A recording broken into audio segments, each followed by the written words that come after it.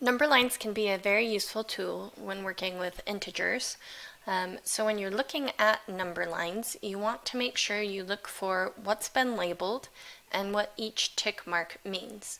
A lot of the times all the tick marks are labeled, and that's the easiest kind, but then you might have something like this where it doesn't label in between and you have to figure out, well, how much am I going up by?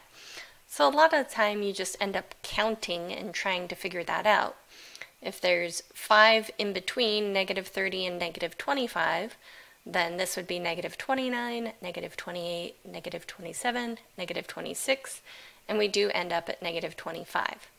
So if a point were placed on the number line, we would have to count over to make sure we're at the right spot and label it ourselves. Negative 29, negative 28, negative 27 is that point value. This one on the bottom is a little bit different because we go 2 all the way up to 6. If I do 2, 3, the next one should be 4, but that's labeled 6.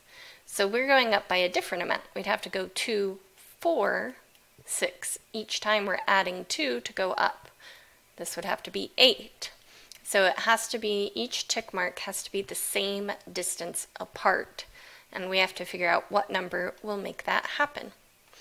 On our vertical number line, it works the same way. This one's labeled so we don't have to figure out any of the in-between tick marks. We do have to keep in mind on our number lines, we want to know what's the smallest versus what's the greatest. So on horizontal, left is always the smallest. And it's kind of weird when we get into the negatives because it's opposite of kind of what we expect. Negative 10 is actually smaller than negative 9. Negative 10 is more left, so it is smaller. Further right is bigger. It's the largest.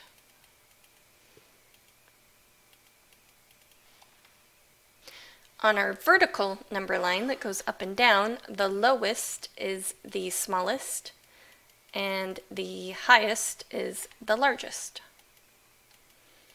It goes bottom up to the top.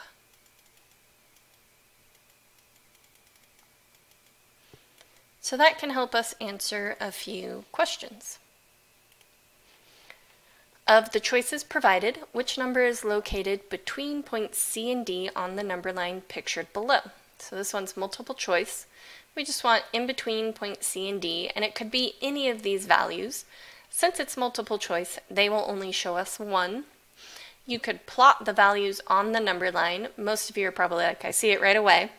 But you can plot the values just to double check. We have 7, we have negative 8, we have negative 3, and we have 3. And only 3 is in between point C and point D. Now it's almost exactly, actually it is exactly halfway between, but that doesn't have to be the case because it only said between, didn't say halfway.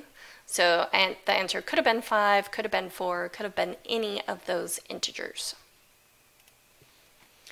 This one says, what integer is located at point V on the number line? So this time we have to figure out, because they don't label all the tick marks, but we go all the way to 25, so we're definitely not going by 1 or even 2. That's not going to get us up to 25. Usually when we end in 5s and 0s, it's probably going by 5, and we can double check by counting up. 0 to 5 to 10 to 15 to 20 to 25. Going by 5s did work. We did end up at 25 when we counted up, which means point V is at 15 on this number line.